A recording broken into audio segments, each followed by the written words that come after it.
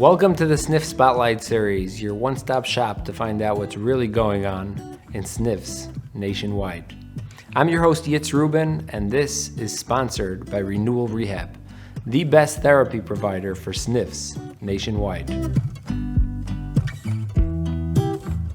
You're the founder and CEO of Solinity.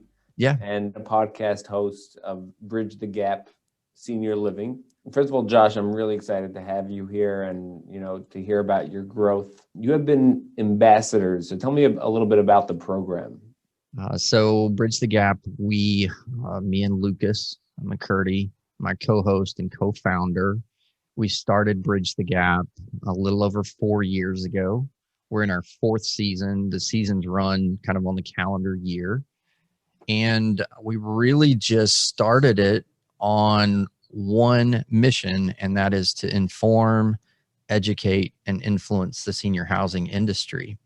We didn't have ambitions of being podcasters, and we didn't even know how to do a podcast, but we knew that there needed to be something created that wasn't there to share information so that everyone in the industry, or even those that wanted to know about the industry, could freely access thought leadership.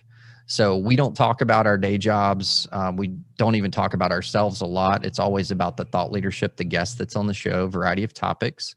So when we started, we literally launched it without a website. We launched it really on the backs of mine and Lucas's personal LinkedIn profiles.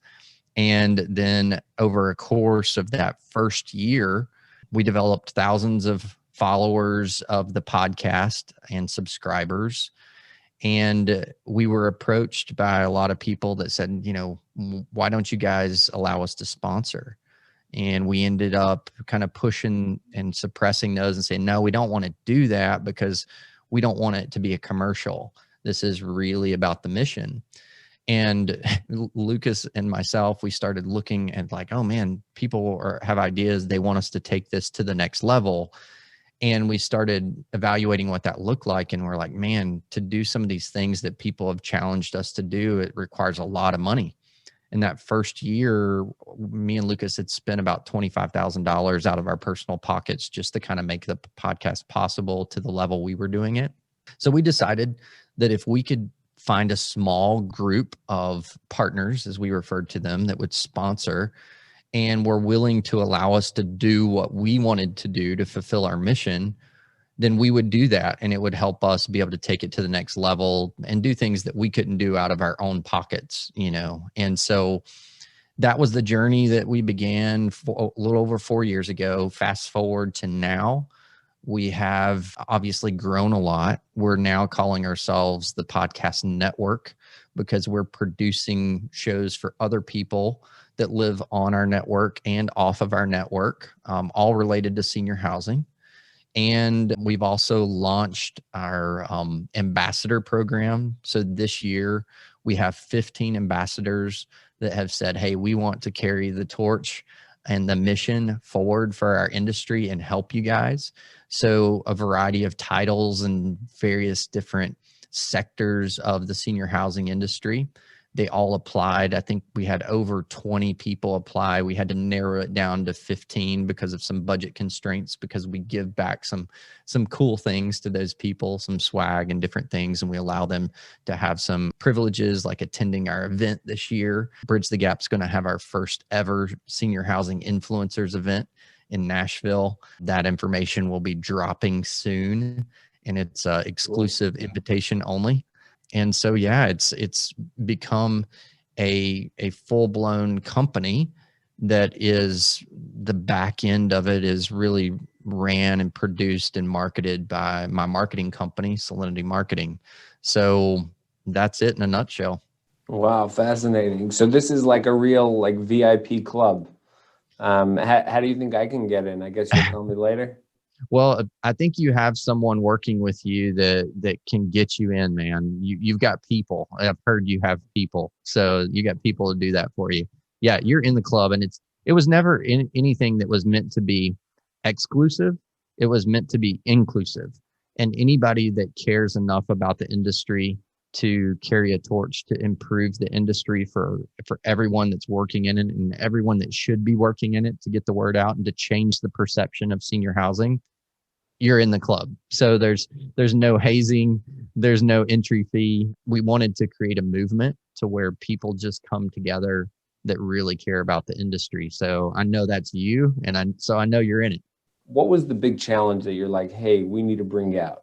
Yeah, so it was kind of a journey. So I've been in the industry for a little over 17 years, attending all the conferences that you probably attend, and those conferences are awesome. So don't have a problem at all with those events. But the problem that we were talking about is that, and I say we because I was included in that, we would get together, we would pay a lot of money to go to these events all over the country at these really nice hotels or resort centers.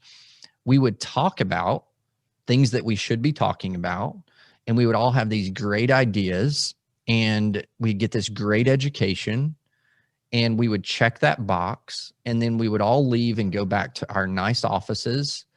And there was very little of that we were seeing passed along to others in the industry that might be at the community level rather than the corporate level. We also saw that our industry was not really doing a good job at uniting together to have a voice to help change the perception of senior housing, which, to change the perception outside of senior housing, you have to get outside of senior housing. Our idea was really born out of the frustration is that there wasn't really what I would refer to as an agnostic platform that's not tied to an association that's really lobbying for a tax status group or a particular type of senior housing, or an affordable model or non-affordable private pay model, all of these different labels and initiatives, when really we're all trying to really achieve the same thing, we think, but there wasn't any platform that was helping us all communicate that. And so that was really the frustration. We were at a NIC conference in Chicago, and I think I was actually the only one not wearing a blue suit. That's probably why I was getting the strange looks. I think I had a backwards hat on. I think I had a blue blazer on, but probably jeans and tennis shoes. I've always been that guy. So I knew I recognized you from somewhere. exactly. The one that sticks out like he shouldn't be there. And the security guards were kind of giving me the double take when I came in. Like we weren't allowing that kind of riffraff in here. Have you seen that Bridge the Gap has been bridging the gap? And have you seen some changes? Well, we hope so. It's kind of hard to measure that. If you can figure that out, we'd love to kind of figure that out. I mean, some of our things is, we measure in, okay, how many people are getting the message. Those numbers and metrics have greatly grown all across the US. And one of the things that's encouraging is in the beginning, our podcast was really what I would refer to as just the decision makers in the industry. So the C-suite and really the kind of VP to maybe regionals. What has been really exciting is to see the audience grow. And so now we have a very large group of community level team members that are even beyond department heads. They're like caregivers and just you name it. Any position in a senior living community, we now have listeners and followers, and we get a lot of feedback. Another interesting thing is we are really growing in the university system. So we have a lot of people that have never heard about senior housing, but for whatever reason, they're later in their university or in their college studies, and they're starting to look at what industries and verticals, and they're searching for senior living and aging services, and they find Bridge the Gap, and they message us. We actually were shocked a little over a year ago. University of Notre Dame called us, and they were using our podcast as curriculum because they couldn't find anything online with the level of thought leadership that we had that was free to their students. And so they started having senior projects based on topics that we discussed on our podcast. So that was encouraging, and that audience has grown. We're talking with another university about a partnership right now out of Boston. We're able to see that our following and our listeners and subscribers, we have a very large and growing following in the United Kingdom. Why over there? I'm not really sure, but we would kind of equate that being kind of that influence bucket, because obviously if people are listening and subscribing, they're absorbing, and we feel like the content is really good. I know I feel like I've got a master's degree in senior living just from listening to our guests. I get an education every time. So that's one way we measure it. We would love to find some way of being able to tap into changing public perception. We believe that we have an awesome industry, and studies have shown that within the industry, consumers of senior living, so the adult children and the residents, team members, anyone that has contact, if you look at the perception studies and the quality studies, it's all very favorable. But when you look at studies that are done outside of senior housing, people that don't have any direct contact, their perception and their trust in senior housing is extremely low. And so we feel like even just exposing the average consumer that doesn't know senior housing to the stories of our industry and to the thought leaders, it will help to change the public perception. But we haven't figured out a good measure of that. Yeah, I mean, it's also so vital because everyone goes through this, whether it's now or later. It's pretty much everyone has parents, grandparents, whatever it is, or themselves as they age. So this is vital for everybody. It really is. And, I'm personally a really big proponent that senior housing has the ability to meet a lot of needs. And senior housing, senior living, whatever title you want to use, it is a broad continuum. You kind of have to start even understanding, well, what all does senior housing include? And depending on who you talk to, it's different parts of the continuum or a whole continuum. But I also believe there's just a great ability for us to be a catalyst, not just to get people into our physical communities, but to be able to be a beacon of light in the communities, the greater communities that our communities are in, and really help support a lot of more of even the home and community-based services. Because, a facility, a community may not be the option for everyone, and it may not be the choice of everyone, but it is a huge, vital part of the healthcare delivery system. And I think a great option for a lot of people. It's an exciting and growing industry to be part of. We're all going to be, if we're blessed to live long enough, we're all going to be there and need some help and services at some point. Yeah. Maybe we'll be roommates, Josh. You never know. Maybe. I mean, apparently sometimes we dress alike. So the first 9 years of your career, you were in real estate. Then you built operating platforms too. You went to work for an entrepreneur in the senior living vertical. So tell me about that. You developed, owned, and operated 9 communities in the Southeast. I did. I worked my way through college selling real estate. I was really just didn't know what I wanted to do. Thankfully, an entrepreneur out of Houston who's still a friend and mentor to this day kind of just asked me if I'd like to get into senior housing, this prototype he was starting. Essentially, it was a very mission-driven model. I was very intrigued about using business skills and the real estate background and the marketing background I had to try to do something positive that you could go home at night and feel really good about the work that you're doing. So I gave it a try. It was such that 9-year period. My first 9 years in the industry was amazing because I got to work right alongside this entrepreneur that was involved in a lot of different verticals. And because of that, and I was at the ground level, every time I would think I would kind of understand what I was doing and could swim a little bit, he would just throw me deeper, in the water, in more turbulent waters. And I would kind of have to figure it out with his mentorship. Over that 9-year period, we weathered some tough economic storms and diversified our model because we went through the 2008 recession when development went from, a lot to none overnight. And so I learned a lot through that and how being diversified in your portfolio and your services really helps from the financial side. And he taught me a lot through that. We got to diversify into third-party management on top of development and to learn how to apply some basic business principles, some basic leadership principles to multiple different community types that we weren't part of starting, and it wasn't our comfortable model that we knew how to operate. Those growing pains were very helpful for me. And then very educational. Our small regional operation development company was over the Southeast. I got to see what happens for the good and for the bad when a publicly traded entity acquires all your assets, and you get to experience that rapid growth. But then you also can experience dynamic change when you're faced with growing shareholder equity, and also faced with the challenge of, well, does that decision match up with quality of care, accessibility to the care, affordability of the care?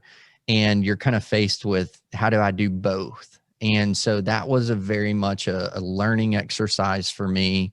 But after 9 years of doing that, I had an opportunity to leave the nest, the comfort nest, so to speak. Once again, I started a consulting company. So I went kind of way backwards from being a hero at a high level with big salary and benefits and corporate atmosphere to a new start, self-funded. And I learned again a lot. For 4 years, I helped developers that had a vision for doing something grand in senior housing, but were needing to have someone that knew how to build a platform and do operations. I got to partner with a lot of different companies to create some cool brands and cool platforms and develop some cool communities. And I would say that was probably where I got my most experience seeing multiple development models, because they were all a little bit different and all different strategies and different funding strategies. So that was, again, another growing period. And that literally led up to 2018 when I launched the Solinity family of companies. So it's been an incredible journey. I've been able to be blessed to have people that have really navigated my pathway, and no real way I can explain how I've come in contact with some of the great people I have, but I've just been blessed, and some leaders that have allowed me to learn from them, and also some leaders that have allowed me to make some mistakes.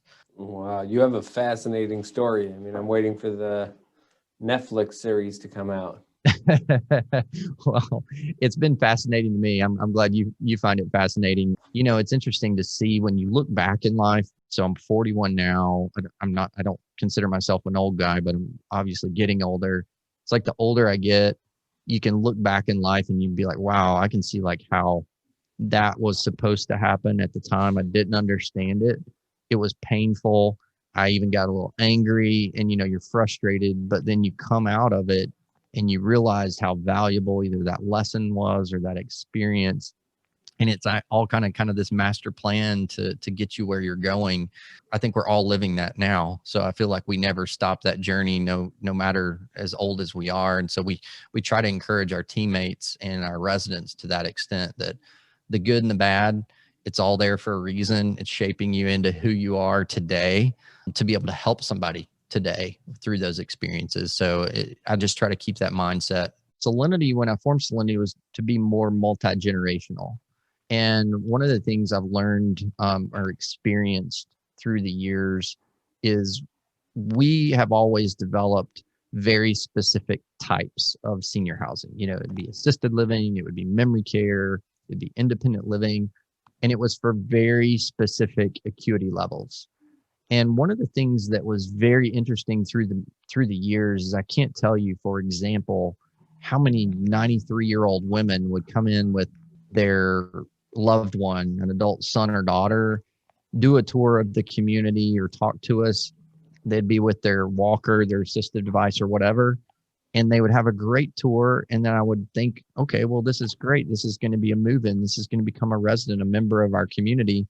And they would look at me and they're like, you know, whenever I get old, I'll move into this place. And I would just say, you know, like, you're 93, you're 95. Like, how much older do you have to get? But I realized later, through a lot of other experiences, people don't necessarily want to be segregated just based on age and acuity. They don't want to be around and go in every morning and just see a lot of people just like them with an assistive device. They want to be engaged. They want to be living the life. And, right now in my life, I come in contact with old people, young people, every shape, flavor, age, denomination, religion. I love that. And that gives me a sense of purpose in my daily activity. And so our vision for Solinity and the family of companies we've created is to help be a catalyst to create different models. So sometimes that is the traditional, more senior living community, but on that campus, it may be infused with a multifamily component. Also, most communities, one of the biggest challenges we have is attracting team members. And some of our surveys have shown two categories really rose to the top of why are we having difficulty getting team members and what kind of benefits are attractive to them. Well, for years we thought, okay, health insurance, that's the most important thing. We've got to have a really robust health insurance plan.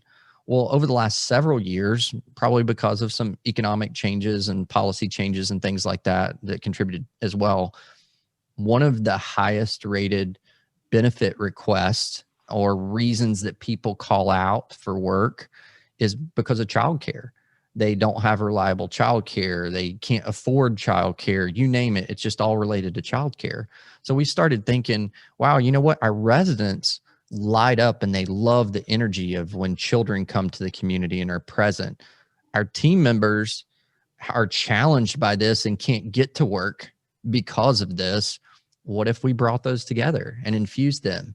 It's a very much an intergenerational programmatic way of kind of meeting both of those needs. Another challenge was a lot of our markets, particularly I've been in the private pay part of senior living for the majority of my career.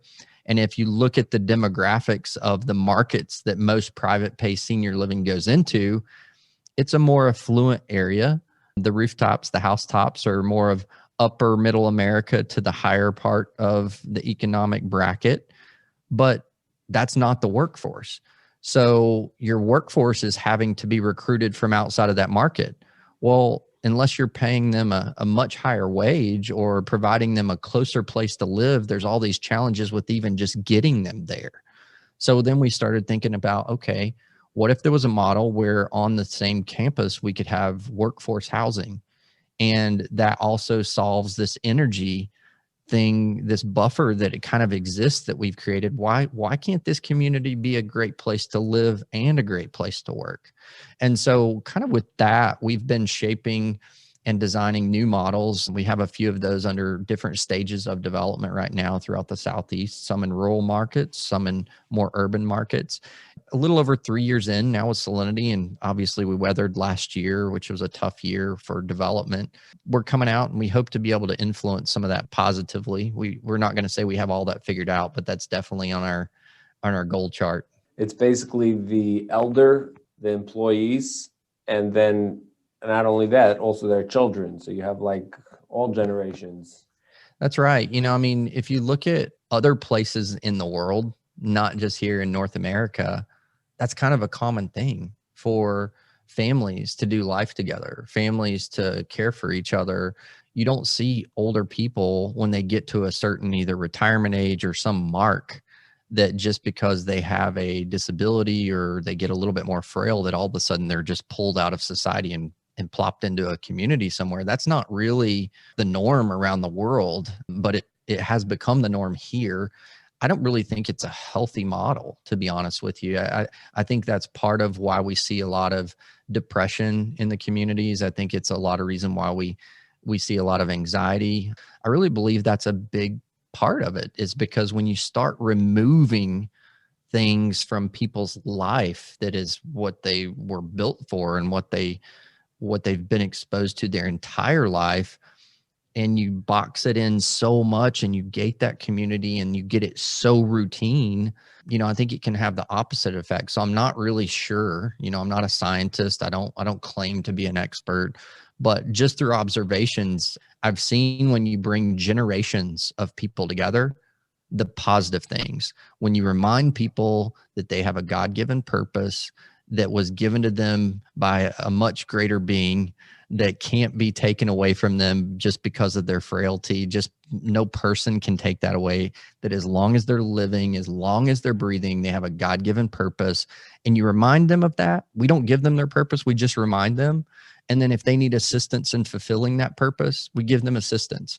And I believe it's not much more complex than that. I'm a very simple-minded person, and that recipe's worked for us. So now you're going to be putting on your first event in August in Nashville with an A-lister from Gary Vaynerchuk's agency. Yeah. So, wow, that's pretty incredible. Yeah, So, we're excited about it. Yeah, can you tell me a little bit about this event and what you have planned? Yeah, well, I can't be too out there because we haven't announced it yet, but what I can tell you is Jesse Itzler, a very exciting guy, a very successful entrepreneur. And, I'll tell you the reason behind Jesse Itzler. We looked at a lot of people, and, for anybody that's ever hired talent, which I had not, getting an A-lister is extremely expensive. So when you get into that budget, it opens a lot of opportunities where you could get a lot of different people for what we paid, right? So we've gone all out on this event. The reason why Jesse Itzler is, one, we wanted somebody that was outside of the industry, that had a strong opinion and perspective of the industry. The whole concept of this event is to bring together top influencers, top change makers, people that really care about the industry, and get them talking about problems that we face so that we can ignite change together to create this community that's really talking. We're not coming to get CEUs. We're not interested in being an expo. There's not going to be booths. There's not going to be tables, but we are going to have people that deliver products and services to the industry. We're going to have developers. We're going to have owners. We're going to have operators, but everybody will be there for a common mission. And so we really believe Jesse Itzler, the entertainment that's going to be on the rooftop party that night, we're going to have a blast. If you've been around any of our events that we've done that are much smaller, our small mastermind events, you know that we want to have a lot of fun. We typically leave our business cards at the door because it's about creating relationships. And we believe if we create really strong relationships, the products and services will come in those opportunities to exchange products and services. But this conference will be about building trust in relationships. And we believe a strong ingredient of changing perception to the outside market is building trust. And there's a lot of ways you build trust, and Jesse's going to help explain some of that to us. So Josh, I love your mission. I'm getting really excited for this event, to be honest. I'm really excited. I want to hear more about it. So how can people connect with you and become part of your tribe and become a contributor? Well, I'll tell you, so it's pretty easy. There's a lot of different channels, but they can all be found for Bridge the Gap on our website, btgvoice.com. From there, you can access every podcast that we've ever done. You can access our 5 different channels of social media and content. We produce content 365 days a year on 5 channels. There's no shortage of things to listen to watch, to learn from, to add value to comment on, and those sorts of things. So that's the best way to reach Bridge the Gap for sure. So this was awesome. Thank you so much for coming on to the Sniff Spotlight. I really appreciate it. My pleasure, man. And kudos for all that you guys are doing. And I've enjoyed getting to know you and your network and all the articles that you guys have put out there in the podcast as well. Yeah, thank you. Thank you for sharing this tremendously important part of senior care. The Sniff Spotlight series highlights healthcare heroes and thought leaders in the skilled nursing community. We're building awareness, trust, and shining the light on SNFs. So stay tuned. Remember to like, comment, and share.